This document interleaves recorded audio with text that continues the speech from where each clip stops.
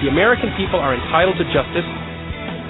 Tonight, a CBS 2 exclusive. Congressman Jesse Jackson is using the I word, impeachment, after President Bush commuted the sentence for former Cheney and aide Scooter Libby. Good evening. I'm Diane Byrne. And I'm Antonio Mora. Rob is off tonight. Jackson is not the only Illinois congressman upset about President Bush commuting Libby's 2.5-year sentence.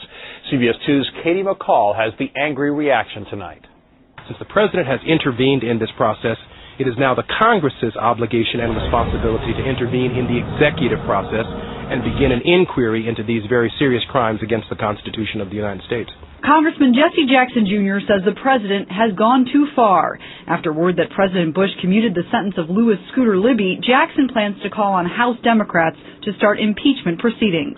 I'm certainly hoping that Speaker Pelosi will withdraw her initial remarks that impeachment is completely off the table with respect to the President of the United States. Libby was convicted of lying under oath to cover up the outing of former CIA agent Valerie Plame. The president's rationale for lightening Libby's load, quote, "I respect the jury's verdict, but I have concluded that the sentence given to Mr. Libby is excessive."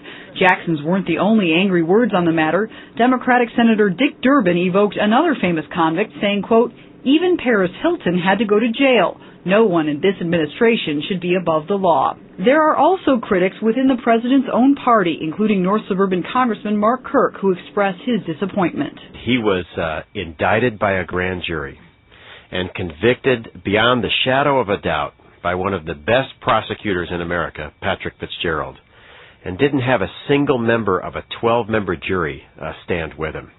At that point, if you've done the crime, you should do the time.